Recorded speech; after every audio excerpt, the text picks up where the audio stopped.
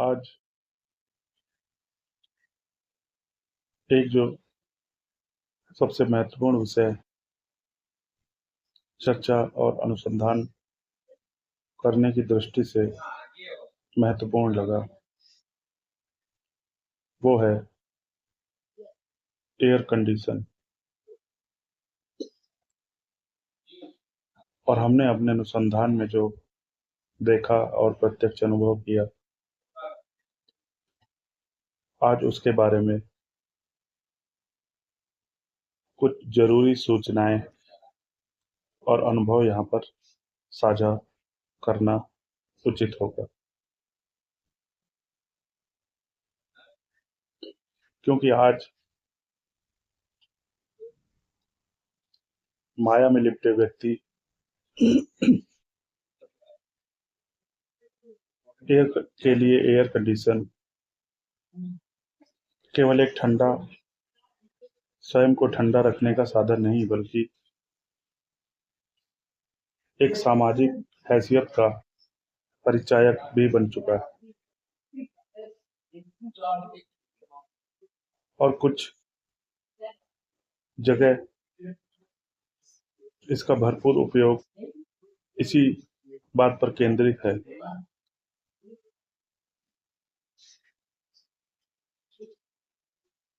और हाल में बढ़ती स्वास्थ्य संबंधी घटनाओं को देखकर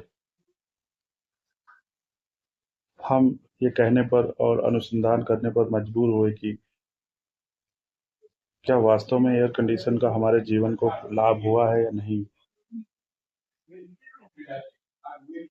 तो आइए शुरू करते हैं इस पर अनुसंधान के कुछ अंश, जो हो सकता है कि आपके जीवन के लिए भी लाभदायक सिद्ध हों। तो जहाँ तक एयर कंडीशन का सवाल है,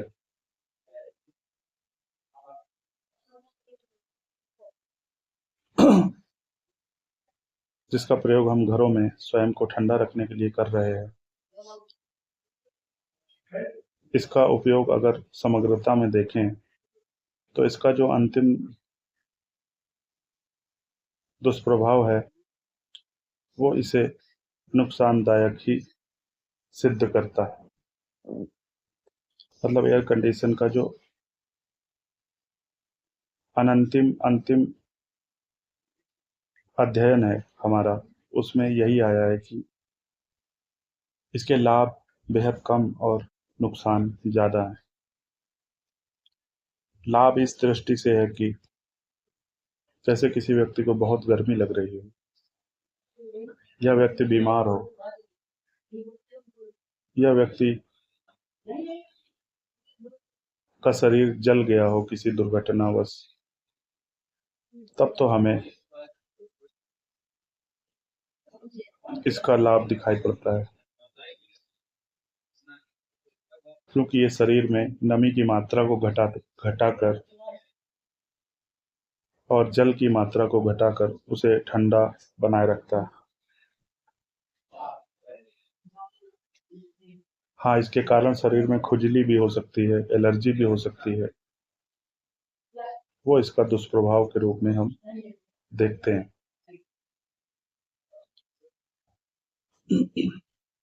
तो आज मुख्य रूप से जो यहाँ पर ये वीडियो बनाने का उद्देश्य है वो यही है कि एयर कंडीशन से वास्तव में हम किन बीमारियों को आमंत्रण देते हैं अपने जीवन में। और क्योंकि एयर कंडीशन एक ऐसा उपकरण है कि जिसकी एक बार लत लग जाए तो व्यक्ति को इसके बिना मजा नहीं आता, फिर उसका पूरा दिन यही मन करता है कि वो एयर कंडीशन में ही बैठा रहे। इसीलिए फ्लैटों में 24 घंटे एसी, करोड़ों की गाड़ियों में उच्च गुणवत्ता वाले एयर कंडीशन लगे आ रहे हैं, जो कि कुछ सेकंड में गाड़ी के वातावरण को ठंडा करते हैं।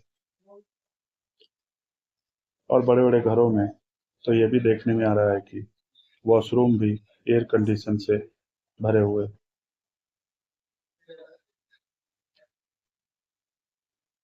तो जब हम एयर कंडीशन का ऐसा प्रयोग करने लगे हैं, तो हमें ये भी जानना चाहिए कि इसके हमारे शरीर पर क्या दुष्प्रभाव हैं। अन्यथा ये वैसा ही होगा जैसे एक नल के नीचे खाली बर्तन हम भरने की कोशिश करें और बर्तन में छेद हो और वो कभी भरे ही ना, और हम ये भ्रम पाल लें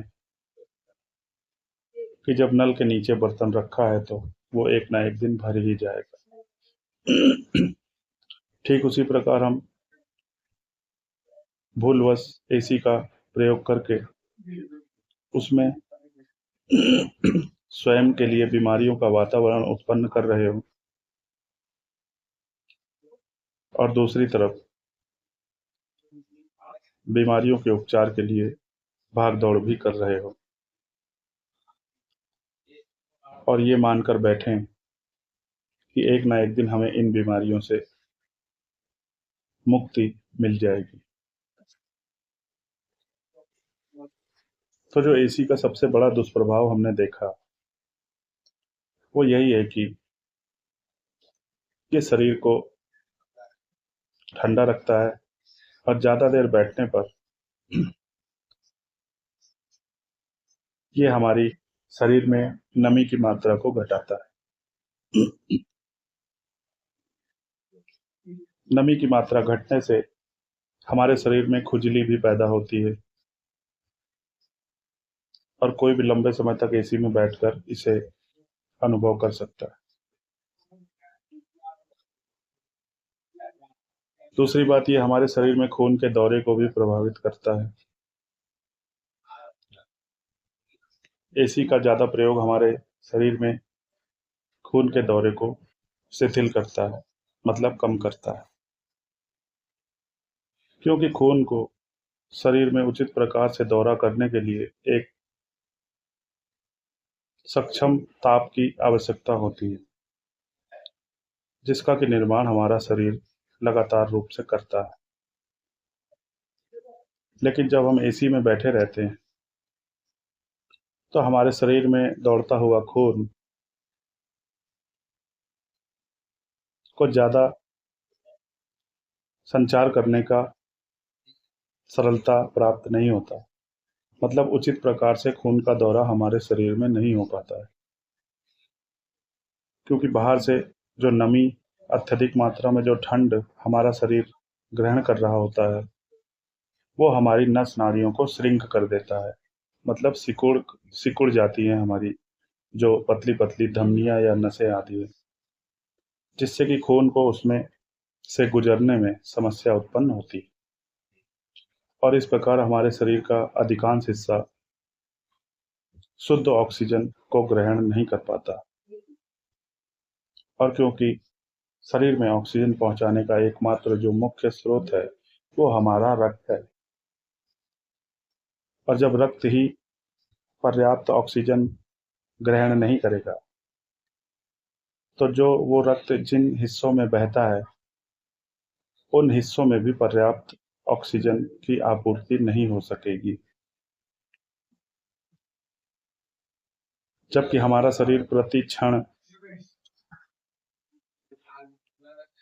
उस ऑक्सीजन पर निर्भर है जो खून के माध्यम से हमारे शरीर के प्रत्येक अंग और प्रत्येक कोशिका को प्राप्त होता है। तो इस प्रकार हमने देखा कि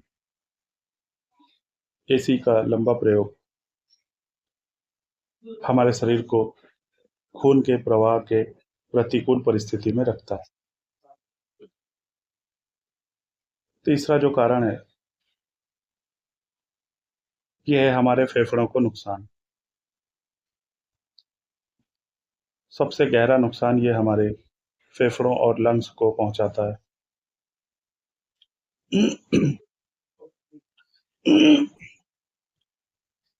क्योंकि शरीर आंतरिक रूप से एक निश्चित ताप को बनाए रखने की कोशिश करता है, इसीलिए हमारे शरीर से जो भी हम निकास करते हैं वो गर्म प्रकृति का होता है। चाहे हम मूत्र विसर्जन करें, उसे भी अगर हम हाथ लगाकर देखें तो वो भी गर्म ही अनुभव होगा। इसी प्रकार से अगर हम मल त्याग करते समय अपने मल को छूने की कोशिश करें, तो हम देखेंगे कि वो भी गर्म ही अनुभव होगा।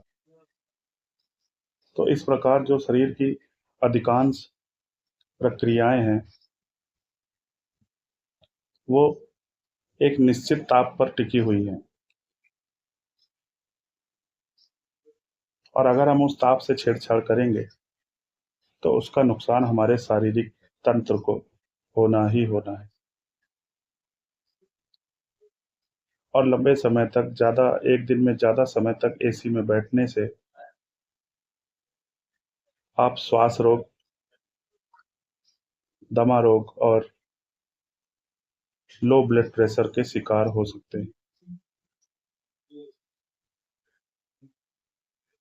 इसलिए जिन्हें ऐसी बीमारियां हों, उन्हें एसी में बैठना बंद करना चाहिए।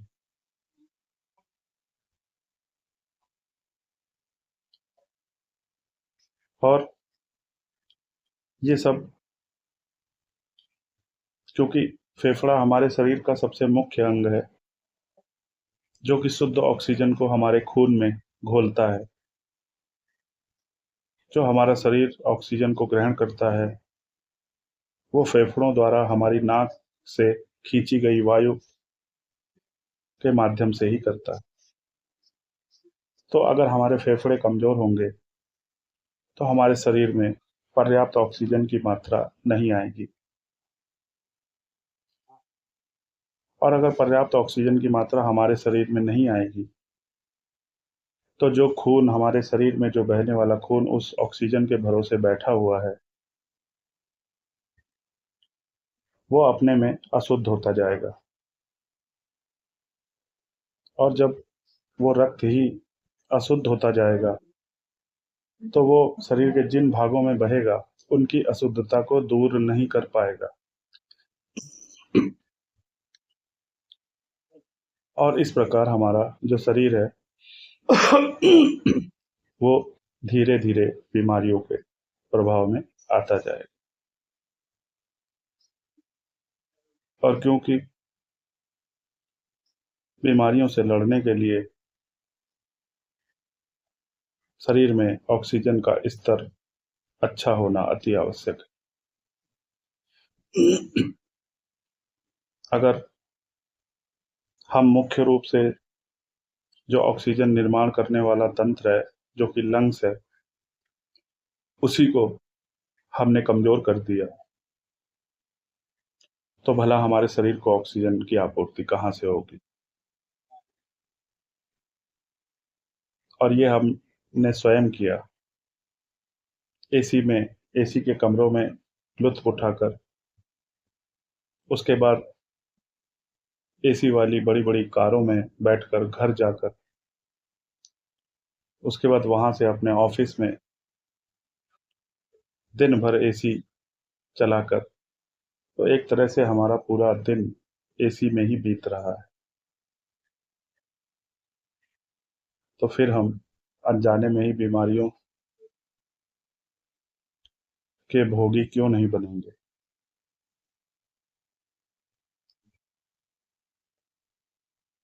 और एसी का जो ठंडा करने का जो प्रक्रिया है, वो हमारे शरीर के अनुकूल बिल्कुल भी नहीं है। क्योंकि एसी हवा के रूप में, वायु के रूप में हमारे शरीर को या वातावरण को ठंडा नहीं करता, बल्कि एक ठंड के रूप में ठंडा करता है। आप अनुभव करें एसी के कमरे में बैठकर कि वहां पर किसी तरह की वायु का हमें आभास नहीं होता। इसीलिए बड़े बड़े कमरों में, बड़े बड़े हॉल में एसी के साथ साथ पंखा भी लगाना पड़ता है, जो कि उस एसी की ठंड को पूरे कमरे में सर्कुलेट या फैला सके। तो इससे तो ये बात हमारी प्रमाणित हुई कि एसी में ठंडा करने के लिए वायु का उपयोग नहीं होता।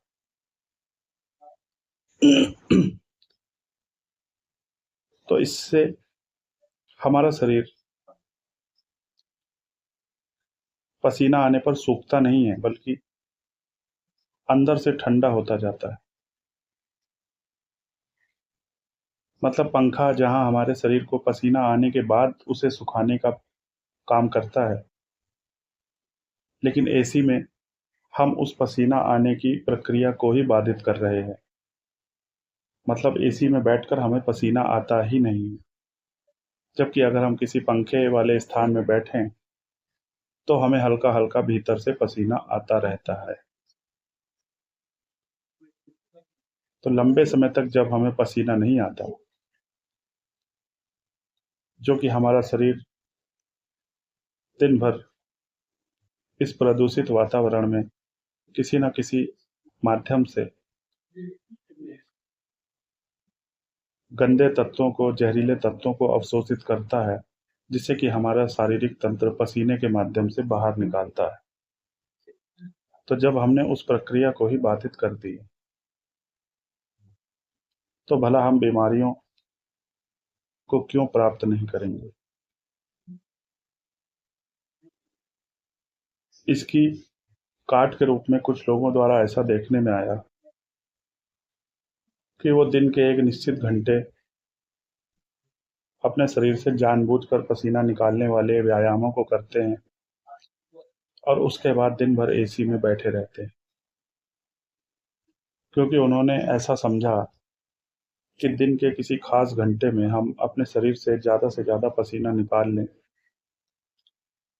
और उन जहरीले तत्वों को बाहर कर दें और उसके बाद हम एसी का लुत्फ़ उठाने के काबिल हो जाएँ। लेकिन वो ये नहीं समझते